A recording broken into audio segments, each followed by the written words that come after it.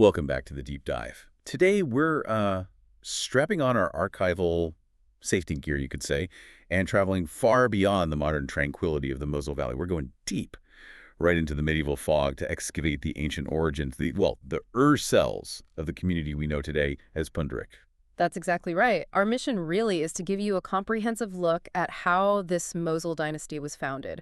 We're talking roughly the 12th century through the mid-17th century, and we're looking at everything, papal decrees, local law books, you name it, just trying to understand how this place went from being, well, just a piece of land to a self-organizing community. It sounds like a real mixed high church politics meeting. Very local, gritty pragmatism. Precisely, that's the story. Okay, so let's start at the absolute beginning. We need to anchor ourselves chronologically, right? Pünderich, or Pontaricum, as it was known back then, it didn't just appear out of thin air. It had to be registered by the powers that be. Where do we find its official, let's say, historical birth certificate? Well, we can pinpoint the community's first confirmed mention in documents to the year 1128. And this confirmation, it comes from a papal document, issued by Pope Honorius II, no less. Wow, okay, a papal document. Yes, and that's critical because it immediately puts Pünderich on the map of, well, high European politics. Well, why? I mean, why would Pope Honorius II be documenting what seems like a pretty small settlement on the Moselle back in the 12th century? What was so significant about this place already? That's a great question. It really speaks volumes about the strategic importance of the Moselle region as a whole. Pünderich itself might have been small, yeah, but its location, right on the river route. A key trade artery. Exactly. That made it an asset. And when the Pope gets involved, it usually signals, an alignment with key political players in the Holy Roman Empire, often confirming grants or protecting church property. So it wasn't just some isolated spot. No, not at all. It immediately establishes that Pünderich was tied directly into the major power struggles, the wealth transfers of the time. It wasn't some frontier settlement off on its own. Okay, so that high-level religious stamp of approval was put to use pretty quickly, wasn't it?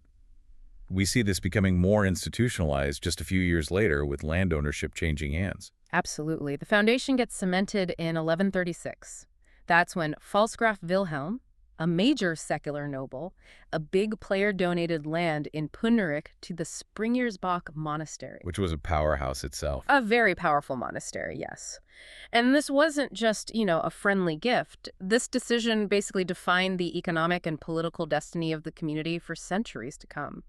It placed Pünderich firmly under the control, administrative and spiritual, of this major monastic house. And Springersbach knew how to leverage that asset, I imagine. They weren't just sitting back and collecting rent, were they? They established a physical presence that really served as the community's early anchor. That's exactly where the Marienburg comes into the picture. In 1142, Abbot Richard of Springersbach founded the Marienburg. He established it as a daughter monastery. Now, that's an important distinction. Okay, daughter monastery. Right. Meaning the Marienburg wasn't independent. It wasn't its own powerhouse, not really. It was administratively subordinate to Springersbach. Ah, so there's a hierarchy. Definitely. A clear hierarchy that structured Pünderich's early life. The community reported to the Marienburg, right? And the Marienburg, in turn, reported up to Springersbach. And Springersbach itself was protected by the Pfalzgraf and ultimately endorsed by the Pope. That structure, Yeah. it immediately introduces this layer of administrative dependency, doesn't it? Which is, I guess, key to understanding why the community later fought for more autonomy. But the sources also mention an even older religious site. Before the Marienburg. Yes, the spiritual roots go back even further. There was a church on the Petersburg already documented as early as 1127. Okay, so before the Marienburg's official founding. Right. So the community had an established place for worship, sort of a pre-monastic anchor point, you could say. This was later supplemented, and maybe even a bit overshadowed, by the formal monastic structure of the Marienburg. And this really sets the stage for centuries. This massive external control layered onto, deep local tradition. And if we jump forward a few centuries, that religious institution, even if it felt restrictive sometimes, it really remained the fundamental organizing force in the community, didn't it? What do later records tell us about the sheer economic weight of the Pünderich parish? Oh, it was robust. Yeah. Definitely robust. I mean, even centuries later, the parish was serving around 880 parishioners. That's a fair number. And the pastor, he wasn't just preaching, he was a significant economic agent. His duties required him to read 3 weekly masses. 3. Yeah, and listen to how they were funded. One was covered by the church's own established assets, land or investments. One was paid for specifically by the civil community. Ah, the town itself? Yes. And the third mass was tied directly to the yield of two specific vineyards. You see that direct link. Spiritual service tied right into the local agricultural economy. And his salary wasn't just symbolic, was it? It was paid in actual goods. Huge volumes of agricultural goods from what I saw. We saw those technical German terms, Feuder, Malter. Could you break those down? What do those units actually mean in terms of the pastor's wealth? Right, it's crucial to translate those because the numbers are big. From the electoral chamber, from the regional administration, the pastor received 2 feuder of wine, 12 malter of grain, and 50 flaschen, or bottles. Now, a feuder, that was a substantial liquid measure, usually somewhere between 800 and 1,000 liters of wine. 800 to 1,000 liters. Per feuder. And he got 2 of them. So minimum 1,600 liters, maybe up to 2,000 liters of wine a year. Exactly. That's a massive quantity. Not just for him to drink, obviously. It's for trade, distribution, storage. It immediately tells you the clergy was one of the wealthiest, most commercially significant players in the village. A major economic entity right there. And the grain? A malter. Equally significant. A malter was a dry measure. It varied a bit, but often around 100 or 150 liters of grain. Okay. So getting 12 malter meant he controlled well over a ton of staple food. That guaranteed his stability, regardless of how the local harvest went for everyone else. This wasn't just a stipend, it was like an agricultural governorship over the community's main products, wine and grain. So the church controlled the wealth, but it was also, it seems, the primary social safety net, providing what we'd now call welfare or charity. That's correct. The sources highlight the Armendstiftung, literally, the poor foundation. It shows a formalized structure for social welfare was in place. This foundation distributed half a malter of grain during each of the 4 Fronfasten periods. Okay, the Fronfasten periods. Remind us what those were in the church calendar. Sure. They were the 4 quarterly fasting periods mandated by the church throughout the year. You had Lent, Pentecost around Michaelmas, and then Christmas time. So this distribution meant that 4 times a year, the poor foundation provided a pretty substantial amount of staple grain. It offered a dependable, predictable source of relief, and it firmly established the church as the institution responsible for managing poverty in the community. But keeping the church buildings themselves up, that seems to have been a constant struggle. There's that fascinating story about a later pastor using a very clever argument, almost like calling it a historical debt, to get the lay community to pay for repairs. Yes. This is a perfect illustration of blending spiritual authority with, shrewd financial management. You're talking about Pastor Hofling in the 1880s trying to get funds for necessary repairs. He didn't just appeal to piety, please help the church. No. He argued that after the French occupation, back around the turn of the 19th century, the civil community had actually taken and used church assets, probably lands, maybe stored goods, to pay the heavy taxes the French levied. That's brilliant. Yeah. He's essentially saying, you used church money back then to solve your problem, so now you owe the church. Precisely.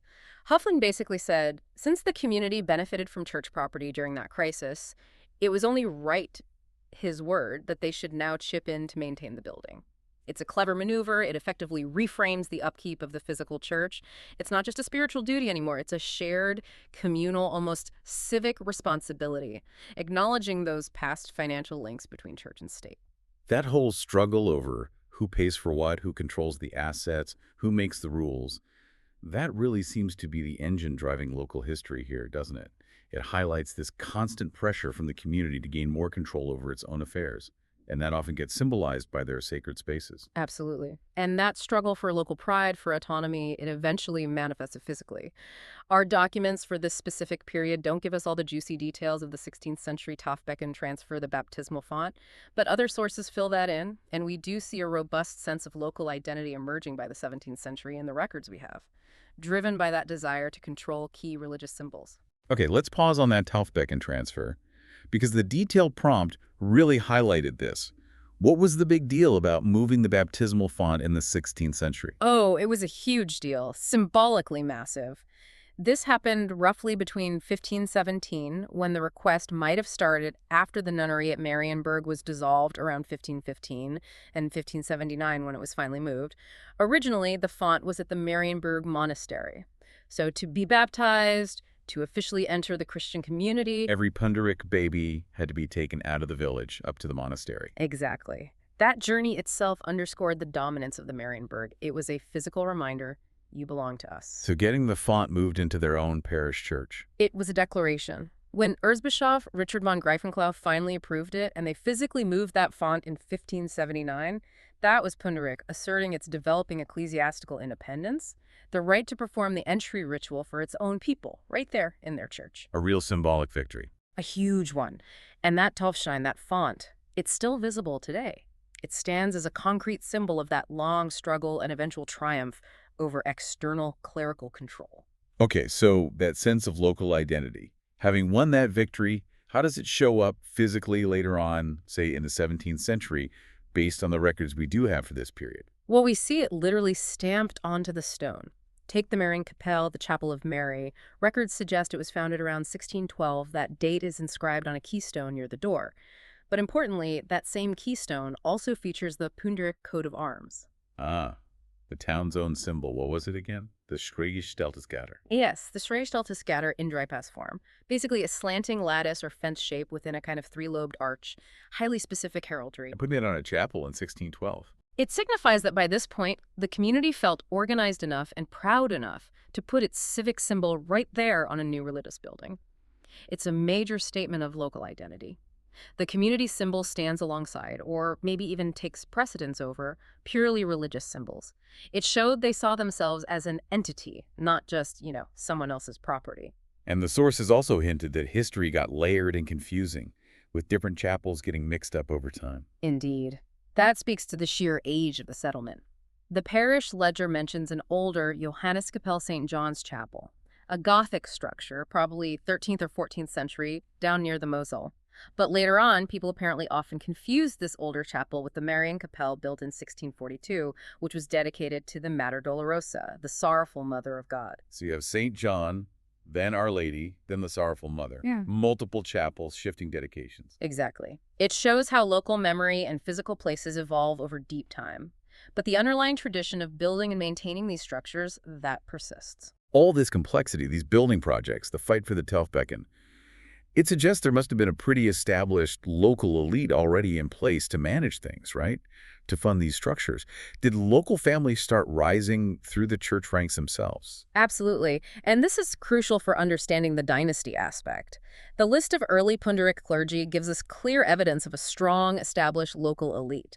We see Augustinian fathers, specifically from Pünderich. Like Franziskus von Pünderich, he held the high office of prior in Eberhardsklausen, attested between 1542 and 1557. A prior. That's significant. Very. And there was also Johann von Pünderich, who served as subprior, attested even later, up to 1571. So these aren't outsiders being sent in. These are local boys making good, so to speak, reaching high clerical office in the mid-16th century. Exactly. It's a profound indicator of established wealth, education, and connections within the area by that time. It confirms that centuries before we see things like the 17th century law book, this community already had a powerful, educated, and well-connected group of families. The Simonis, the Hulten families perhaps, mentioned in the prompt. Those are exactly the kinds of families likely involved. They would form the backbone of the community's push for more self-organization later on. Right. So let's talk about that drive for self-organization, shifting from being defined mainly by the monastery to being defined by local rules. That's where this Pünderich law book, the article book, comes in, isn't it? What does this document tell us about the community's maturity in the 17th century? The law book, the article book, it's really a testament to their legal and political maturity by then.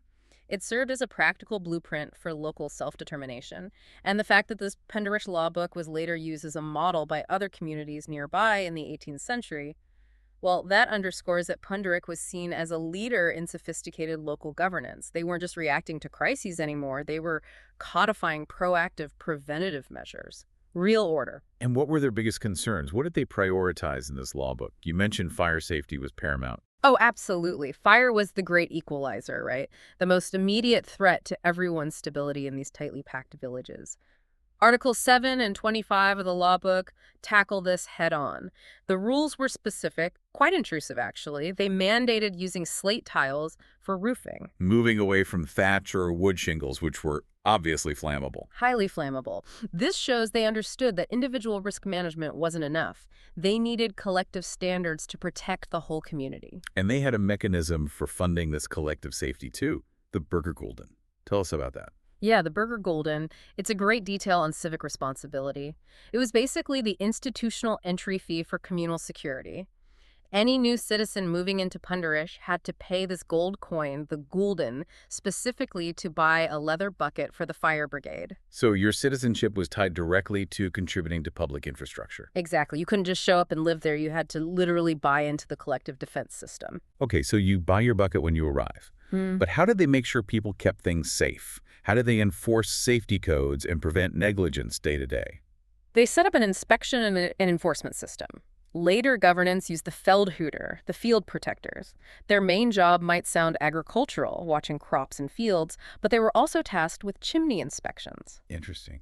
Dual role. Yeah, and if a Feldhüter found a chimney was faulty, the house owner got fined, and they were given exactly 1 month to fix it. If they didn't, Another fine. you got it. Escalating penalties. This kind of formalized system of regulatory oversight, it's remarkably modern feeling for that era. That level of detailed inspection, it really speaks volumes about how much they valued the community's survival. And cooking fires. Ovens must have been a huge risk. Did the law book address those? It certainly did. Included controls on baking structures. Initially, those early back ovens, the dome-shaped clay ones, they were deliberately built outside, away from the main houses, out in the open field, because the fire risk was just too extreme. Makes sense. But then, as sturdier masonry houses became more common, they started attaching the ovens. But the law book specified exactly how. The roof covering the domed clay oven part had to rise an L high. That's about 45 centimeters, maybe 1.5 feet above the main house roof. A specific architectural requirement. Why? To prevent sparks. To stop sparks flying from the oven chimney and igniting the main roof structure. It was a critical safety design feature mandated by law. That attention to detail is incredible. Roof materials, chimney finds, oven placement.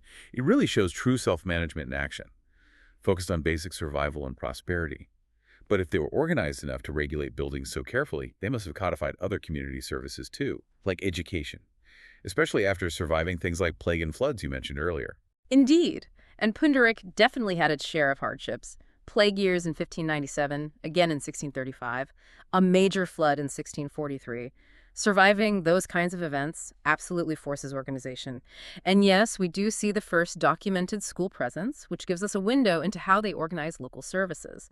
The first mention of a teacher is in 1680, a man named Johann Arns. And he was a real multitasker, apparently. He also served as the Küster. The sexton, so handling church duties as well as teaching. An educated man performing both civic and religious functions. That's right. And there were early mandates for compulsory schooling, too.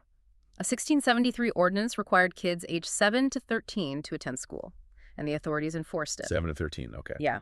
And later, in 1747, they actually lowered the minimum age to 5.